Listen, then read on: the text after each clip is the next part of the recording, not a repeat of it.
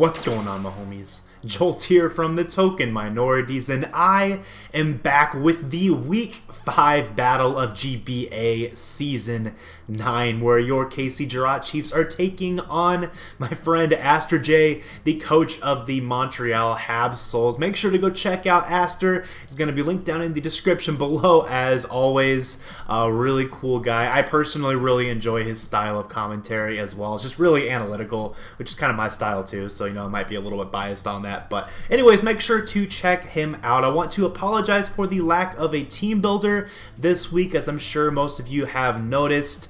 Did that for a couple reasons, one being time, the other being the fact that I feel like Aster is a very likely playoff opponent just based upon how the two of us have been doing at the midway point in the season, and I didn't really want to reveal everything that I brought in this game aside from what was actually revealed in the battle. So a bit of a strategic reasoning behind that, but if you do have questions about the team, feel free to comment with those questions down below, and I'll try to answer them to the best of my ability without spoiling too much, I guess, about the team structure that I have here. But anyways, with that said, a couple brief shoutouts before we jump into the just very brief team preview for this matchup. Shout out to, of course, Garchomp the God and to Aaron2420 for genning my team and for recording my battle for me, respectively. Again, thank you very much to those guys, and thanks to the FO once again for their help on the team. They're all linked down in the description below as well. Now, with that said, let's take a very brief look at our team preview. Aster decided to bring the Rotom Wash, Mega Mawile, Lunala, Salamence, Cobalion, and the Reuniclus. As you can kind of see from this team preview, just in case you haven't really been following Aster so far this season, his team is somewhat Trick Room centered in the sense that he has a Mega Mawile. He has a lot of momentum to get Mega Mawile in, and he has, I think, 2 Trick Room users on his team, and he brought both of them here to this matchup. Not necessarily that they had Trick Room on them, but they very easily could, the Lunala and the Reuniclus. So the team build that I have has to keep that option in mind at all costs, especially because I do have a natural speed tier advantage against the vast majority of his team, so I'm kind of expecting that type of approach coming from him in this particular game. So the team that I brought does somewhat counteract that as well as it can. There's certain things on his team that I simply can't switch into,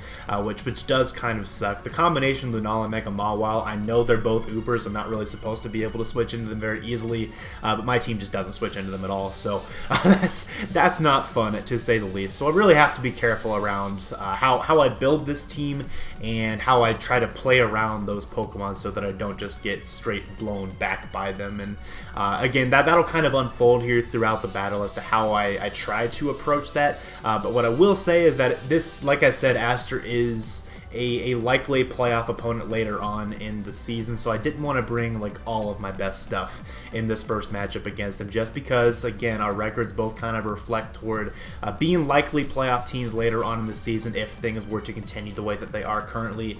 So I just wanted to save some of my better options for the potential rematch at that point. But with that said, the team that I tried to construct here for this game is by no means and meant to be a weak team for this matchup, and I'll talk more about that too here at the end once you've seen the battle, so that I can kind of articulate more what's on my mind at the moment. But anyways, so I am bringing the Mew, Manaphy, Magearna, Incineroar, Groudon, and the Mega Aerodactyl. Kind of a similar team structure, I suppose, to what I've brought in a variety of my other games so far this season. Nothing too flashy necessarily on these teams, but I'm trying to win this game with the Groudon here in this matchup. It is a Swords Dance variant. It's really good against his team. It's solid against his Trick Room users as well in terms of its natural bulk. So Groudon is a Pokemon that I'm trying to win this game with. I feel like it's overall the best win condition I have on this particular team that I brought here in this week, and I do have coverage for pretty much everything that he opted to bring. This game, and in general, I had coverage for pretty much his entire team with the set that I brought. So I am trying to win this game with Groudon. That does require weakening down things like the Rotom Wash, the Lunala, probably the Salamence a little bit as well, for this to be able to win the game. But I think my team should be able to accomplish that just based upon the sets that I brought. And yeah, so the Incineroar, pretty basic Assault Vest set with Momentum and U-Turn. Aerodactyl is the Stealth Rocker this week. The Magearna is, I believe, a 4 attack set. The Manaphy is a standard Tail Glow with a pretty decent amount of bulk. And then my Mew is just kind of a utility Volt Switch user with Toxic to help wear down a variety of threats on his team as well. So that's very briefly, I guess, what the team is that I'm bringing this week. Again, I apologize for the lack of details. I'm doing that for strategic reasons. But anyways, we can go ahead and jump right on into this game here. I am going to lead off with my Mew in this matchup as Aster's going to issue the challenge. So good luck to him, of course. Mew was meant to be my dedicated lead no matter what he brought, just based upon its matchup against the rest of his team. So I am going to lead off with the Mew as he chooses to lead off with his Rotom Wash, which is what I somewhat expected to see as his lead. Now, what I didn't expect was for this Rotom to be Choice Scarfed. I expected his Rotom to be more of a defensive variant, or especially defensive variant, just more of a slower variant, to where my Mew would be able to outspeed it, but he does reveal to be an offensive Choice Scarfed Rotom, which is certainly looking like a threat against my team based upon what I brought in this matchup. So we'll see how that comes into play, as he is just going to go into his Reuniclus off of the Volt Switch. He catches my Toxic, which actually is nice because it reveals that he is not Magic Guard. This means he's either a Regenerator, probably Assault Vest variant for my Magearna, or he might be an Overcoat variant and brought Overcoat specifically for Breloom's Spore. So pretty interesting prep there for sure. As now I'm just going to go straight for the Shadow Ball just in case he wants to stay in, maybe go for a Calm Mind of his own or something like that, as he does just pull the Hard Switch into his Mega Mawile, which that's obviously a threat, so I'm going to have to get out of here. But fortunately, I am just going to go for the Volt Switch, expecting him to not bother trying to go for like a Sucker Punch on this turn. I really didn't think it made too much sense for him to do that. I definitely expected him to more go for something like a Play Rough, or maybe even a knockoff here on this turn. So I'm just going to go straight into my Groudon, as I do have the bulk to be able to take a couple hits from this if it's needed, as he does just go for the Stealth Rock. So what this tells me immediately is that Cobalion in the back is a setup variant, like 100%. I did expect Cobalion to be the Stealth Rocker in this game, not the Mega Mawile. So yeah, definitely have to be careful around how I try to preserve my Pokemon to deal with a potential or likely setup Cobalion in the back. As here I'm just going to go for the Swords Dance, expecting him to pull a switch into his Rotom Wash, but actually he goes into the Lunala, which is kind of the worst case scenario in the sense that he just got Stealth Rock up, and I know that I'm not going to be able to do very much damage to Lunala through its Shadow Shield, even at +2. Now in hindsight, I probably should have went ahead and attacked this thing when I did, because what you'll see here, or attack that thing on the previous turn when I had the +2, because what you'll see here is that this Lunala is actually Choice Specs, and that's really bad, because now with the Stealth Rock up and my Incineroar already weakened down to close to 50%, that Lunala can do a ton of damage to a lot of my team, especially if he's going to be switching it hard into Groudon repeatedly. But anyways, I'm just going to go for the knockoff with my Incineroar, expecting him to probably try to switch out and not to risk his Cobalion on that turn. Here I'm just going to go for the U-turn, expecting him to either go for a Dragon Dance or to go for like a Roost or something, as he did reveal to be a little bit more bulky and had the leftovers, as he does just go into his Rotom Wash, so I get some momentum into my Mew, which should allow me to get off either a recovery or to get off a Volt Switch on this turn, as he is just going to go for a Volt Switch of his own, which is kind of what I expected. I do opt to go for the momentum on this turn instead of for recovery, as he just goes straight into his Mega Mawile. Now unfortunately this won't be able to take him out. Even if I went for the Shadow Ball on that turn, I wouldn't have been able to take him out either, so not a big deal. I'm just going to go for the Volt Switch and go into my Magearna, knowing that it should be able to outspeed this thing unless he's like Jolly Max Speed, and he is just going to switch right on out into his Reuniclus, which I thought was a pretty interesting switch in.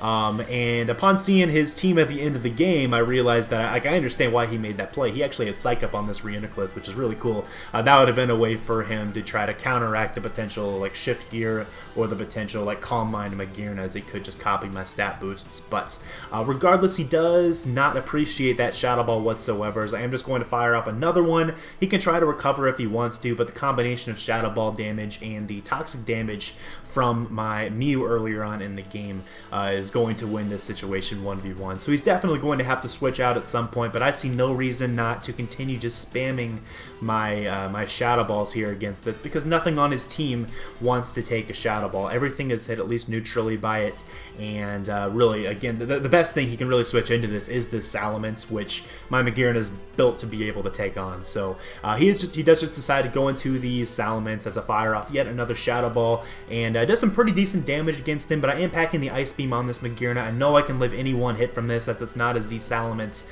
and I already knocked off his leftovers anyways, but he does just opt to go for the Heat Wave, which was an interesting bring, as Magearna is going to be able to chew that up and knock out the Salamence with an Ice Beam. So that is a pretty big potential setup threat that is out of the way early on in the game, and we're looking okay at this point. We still need to figure out a way to not die to Lunala, but yeah, and Cobalion for that matter, but we got rid of the Salamence, so that's a good speed threat that's out of the way. Now here he's just going to go into his Lunala, and at this point I think I made a little bit of a misplay. Now what I didn't do earlier on in the game is I didn't actually calc that was a Specs Lunala whenever it damaged my Incineroar. I don't know why I didn't calc, but I didn't calc, so I didn't think he was going to be a Specs Lunala, and if he wasn't Specs, my Magearna had a really good chance of living that hit unless he was Heat Wave.